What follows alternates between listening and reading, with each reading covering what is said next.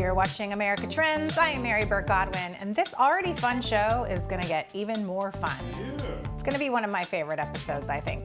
We've got friend of the show, comedy coach extraordinaire, funny guy, Chris Trew is zooming in from New Orleans. Welcome back to America Trends, Chris.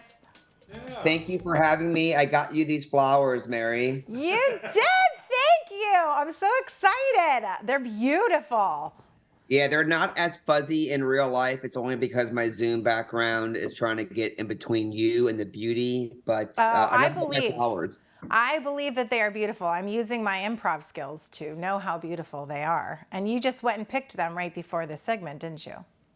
I actually, the seed was planted when I got the email about being on today's episode.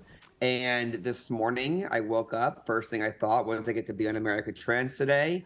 I went outside and the flowers sprouted right before my very eyes, cut them down, put them in that jar, which I also grew that jar today. And here we are. I love it. That's so perfect. Well, Happy New Year. This is your first time being on in 2023. And how was Hell Yes Fest? Oh my gosh, the comedy festival was great. It was at the tail end of 2022. It's back after a brief hiatus. And yeah, I'm excited about this year. And what a great way to kick it off by being on your show. I'm thrilled. I'm thrilled to be here. So I always go through your feed and check out your videos. I mean, I watch them as they pop into my feed, but then before you come on, I like to watch some of them. And I just watched one that you had. So you use your improv comedy skills to help coach others in improv, but also entrepreneurs, business people that want to get better at speaking or whatever it may be, conquer some fears, right? And you were talking to someone about utilizing those skills, and you said something about creating a unique perspective, and one of your quotes was, "Are you funny because you have a unique perspective or because you can quote lines from a movie?" And I thought, oh, I think I'm that kind of funny where I quote lines from movies. But talk to me about, that unique perspective and how it's utilized on stage in improv, and then how that can transcend out into the real world.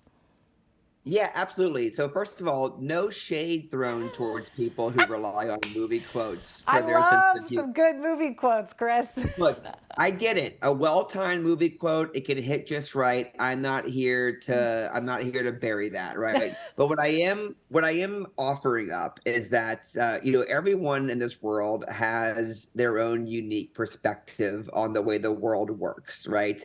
And when you learn how to put that perspective on display with some comedy fine-tuning here and there, when you learn how to do that, you really start to become a uniquely funny and interesting person. And that's one of the things that I do with my clients. So the first thing we have to do is figure out, what is your perspective? How do you look at this world? And how do we mine that for comedy? So the idea here, Mary, is just that we can all do a little bit better than just the movie quotes, right? Because that's someone else's funny line, right? What if it was your own funny line? Right. I get that. And so, how that pertains to maybe someone that's going to be speaking at a business meeting or speaking in front of an audience for whatever reason is, I really appreciate when people bring their own personal story to it and find a way that connects that thing that happened to them that can be relatable to everyone else. Is that kind of in the same vein as what you're thinking? Absolutely, because we love to be reminded of things that we already know. That's like the classic, you had to be there, or like I see what you did there. But like, what if we went beyond that and it was like, it's funny because it's true? We've also heard that before. So why not always be truthful? Why not always be the kind of person who is telling your truth? And why not learn how to make your truth really funny? And that's what stand-up comedians are doing all the time. They're telling their truth. Yeah. I'm just thinking about Nate Bargatze. I don't know if I'm pronouncing his name correctly. Have you seen him or heard of him? You are. He's a parent that talks a little bit about the mundane aspects of being a parent and kind of a person in their 40s/50s and so I can very much relate. And it's just very basic things comedy that he sells, and he's not trying to kind of sell a world or say the funniest thing. It's just like the everyday stuff that's funny. So I like that unique perspective. Go ahead. Isn't that fascinating though, right? Where it's Yes. like you see someone like Nate who is so polished, so funny, and he's doing so well right now. And really all he's doing is telling the truth about his reality. So you don't have to be a famous Netflix star to be able to pull that off. Like regular, everyday people can learn how to use their real life experiences filtered through an interesting perspective and use that to be a more effective public speaker. I mean, that's all Nate's doing. And it's fascinating, right? Like he's not like, let me come up with a crazy scenario here to make everyone laugh. He's like, no, I'm gonna tell them what happened to me last Tuesday night. And we're in the palm of his hands because he's such a good storyteller and he's so confident. And that really is accessible to everybody. Yeah. Well, actually, that leads me to my next thing that I heard you quote in one of your videos was it's not about making things more complicated just for the sake of trying to add more value. And I wanted to go into that a little bit because I feel like that ties into what we're talking about with Nate and just kind of being very almost simple, maybe. I don't know if that's the word that we want to use here, but talk to me about how you would maybe get a client who comes to you and you maybe say, hey, let's come up with an opening for your speech or something. And then maybe do you take them through the things that happened last Tuesday night? Well, it takes a lot of guts, right, to edit yourself. It's difficult. Like we oftentimes find comfort in in filling in blank space with content and words, whether it's an Instagram feed or a speech or maybe a first date or a networking, event. We are uncomfortable with the silence, and so we find safety in filler.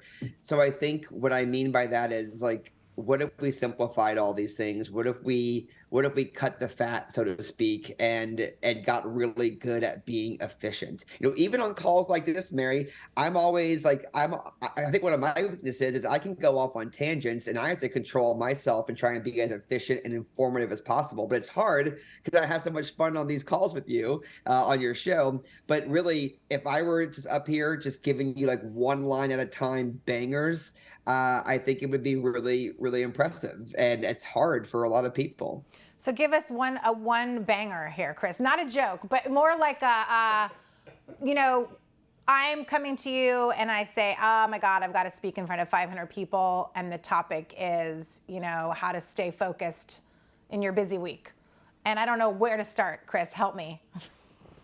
Okay, if the topic is how to stay focused on a busy week, you're talking in front of a bunch of people, I would have some opening line that expressed what the problem is, and then I would maybe have an audience plant try to distract you, and you Audience let it plants, happen. that's a trick. I Yeah, love it. yeah. Speaking of, I also planted that seed too.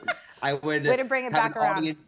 I would have an audience member do something to distract you, and I would have you like let it happen, take a deep breath, and in one line, like put out that fire, and you get a standing ovation because you were like not distracted at the ultimate distraction in that moment. Something really simple and efficient like that. That's what I would do for you, Mary. I love that. Well, and this is reminding me of another thing we've talked about together is the staying present. I know the last time you were on, we were talking about being present, and I was like, I'm going to rip up my script, which is a terrifying thing for somebody that's trying to stay on task, stay focused. But yet it's also one of the best ways to do it because then I think, okay, I don't have something to rely on. I don't have a crutch. I have to focus on Chris and what he's saying. And also, what's the end goal, which is to get something tangible for the audience to walk away from. So that is an exercise in staying present right there. Oh, for sure. I mean, really, every conversation you have throughout your entire day is an opportunity to work on being present. Are you going to do it perfectly every single time? No. And that's okay, right? It's perfect exactly how it goes. But every single opportunity, every single conversation is an opportunity for you to actually be locked into that moment. I think I talked to you before about tennis. To me, it's like tennis, right? It's like you don't get to hit the ball over the net and then decide where it's going to go and go over there and wait for it. You have to stand your ground, wait for the other person to hit the ball over the net, then you go to where they hit it. That's how all great conversations go. That's why people who are present are also like oftentimes really charismatic and great listeners because they are able to make you feel like you are heard, which in turn makes you feel more valued. And really it snowballs from there in a really big way.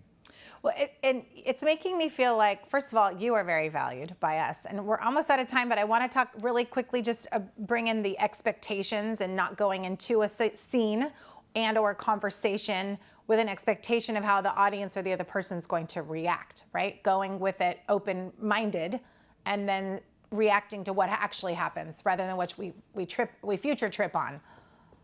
Yeah, at all times. I mean, this is advice for people who are doing improv comedy scenes, advice for people who are in negotiations or having difficult conversations, whatever. You have to hold your ideas like this and not like this. Safeguard them. I love it. Well, I safeguard you, Chris. You are so special to us here at American Trends. We're out of time already. Darn it, you have to come back again. We love having you on the show. Where are my flowers? Oh, thank you. They're so beautiful. We love you, Chris Trew. Comedy coach, Hell Yes Creative, hellyescreative.com.